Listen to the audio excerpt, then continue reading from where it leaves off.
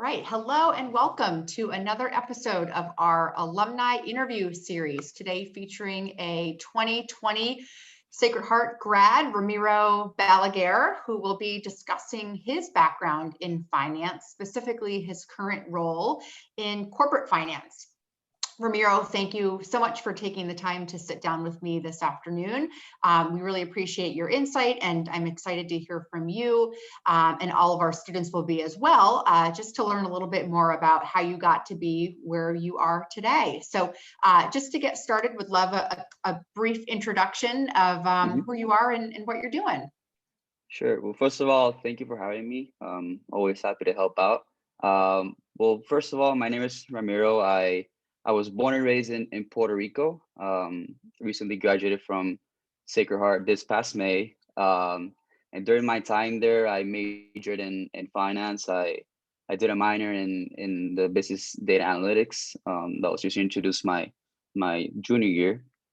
And during my time there, I got a little bit involved with a few extracurriculars.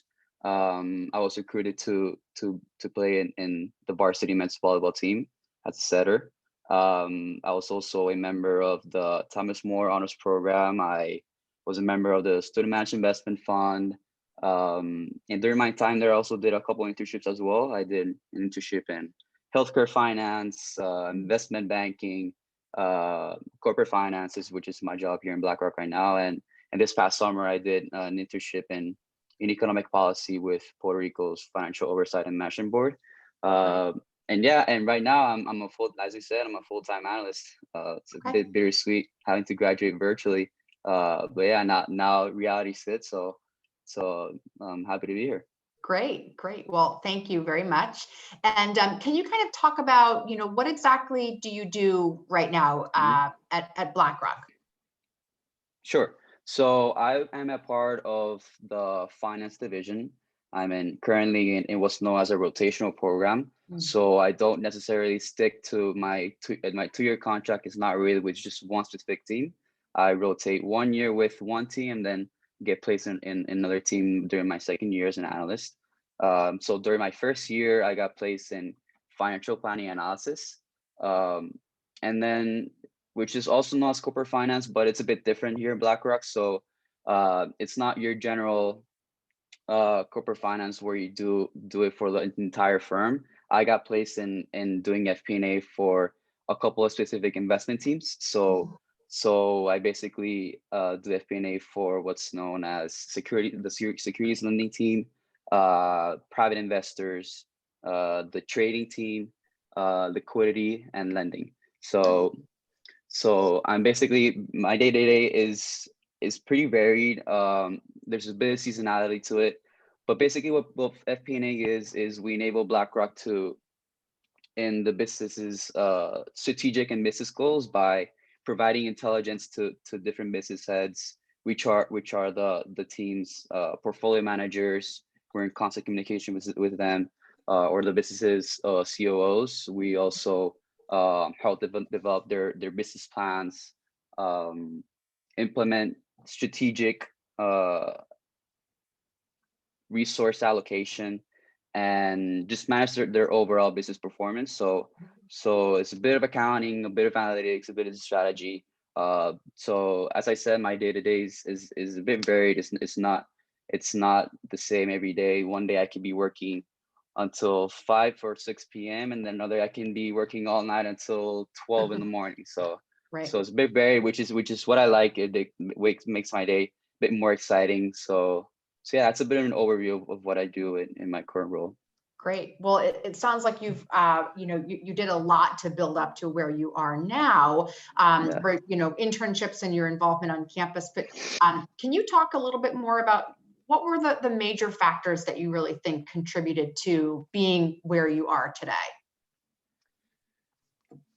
Yeah, so I think in retrospect, I think there's two big factors of mine that I gained along the way that I think help out during this process, which is my work ethic, which I built up during my years being a student athlete, and just my general intellectual curiosity. And obviously that there's other factors along the way, including my relationship with my professors. being able to meet with them during the office hours was pretty big for me because they're able to provide the advice I needed and basically learning what the industry is like and what I need to know to be able to successfully be able to tackle into it. Also, developing relationships with older students during my freshman year.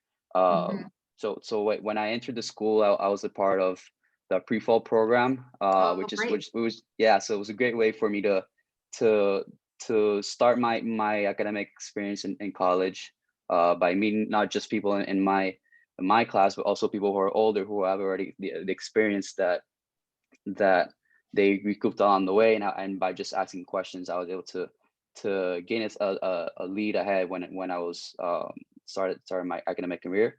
Mhm. Uh, but I mean, there's many factors that I think that contributed along the way, but I think a couple of ones that I want to highlight as well are just I've always wanted to differentiate myself in any way possible, Mhm. especially because this is a very competitive industry, and I'm competing with peers that come from very competitive schools that are considered target schools.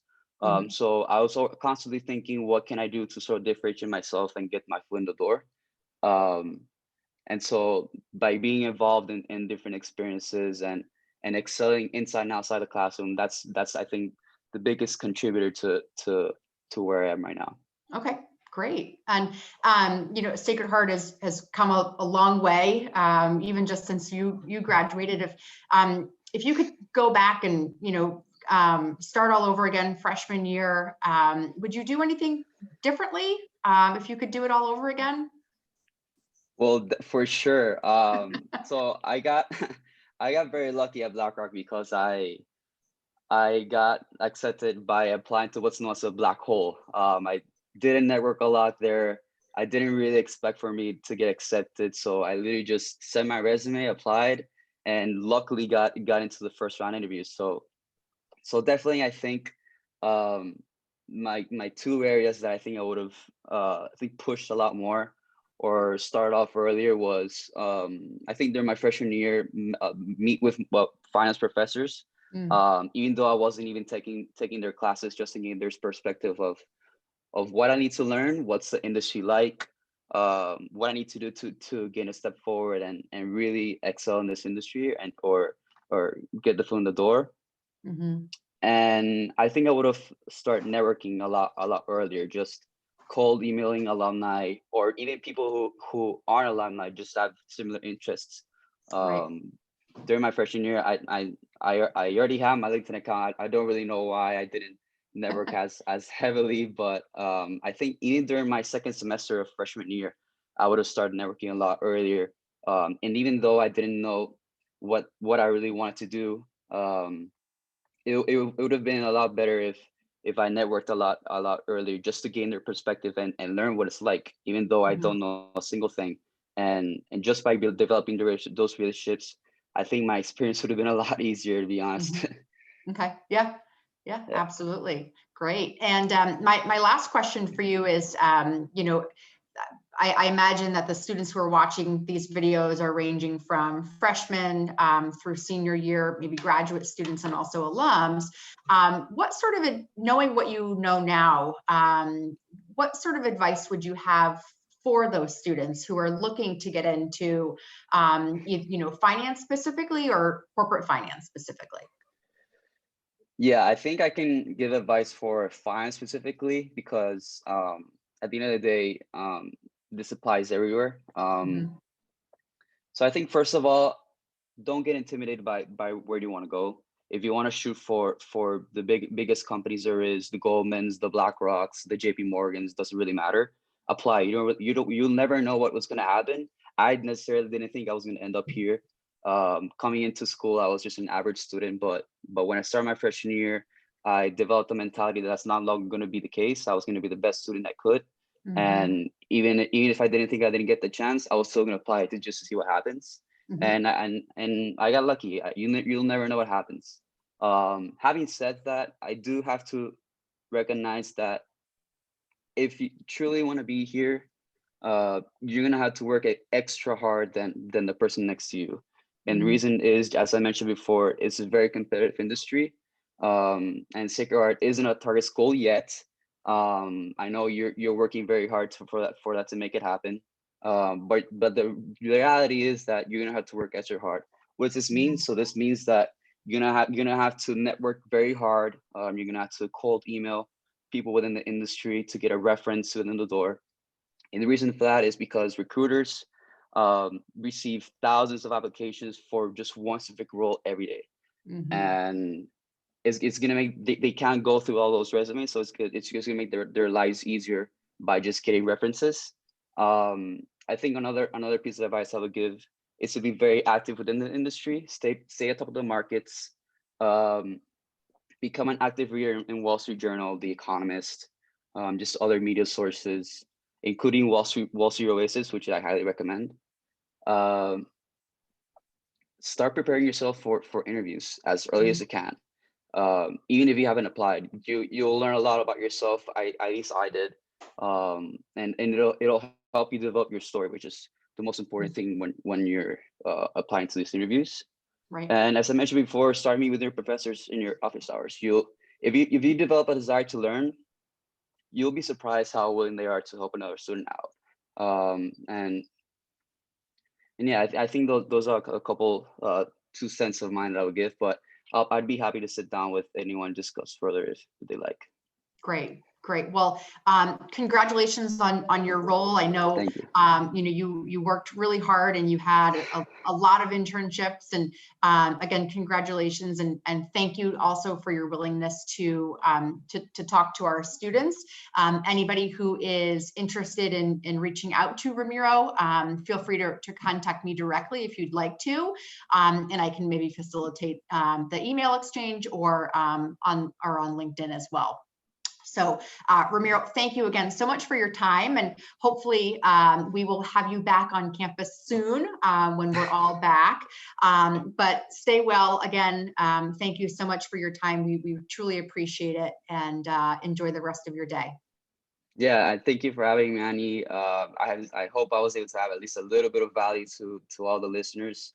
And if like Annie said, if anyone wants to reach out just to learn more about the industry, the interview process, recruiting, and just even just to chat to get to know one another, Annie has my email, or just send me a message on LinkedIn, and I'd be happy to answer. Great, great. Well, wonderful. Thanks again so much, and we'll chat soon. Thank you, Annie. Take care. Bye-bye. Take care.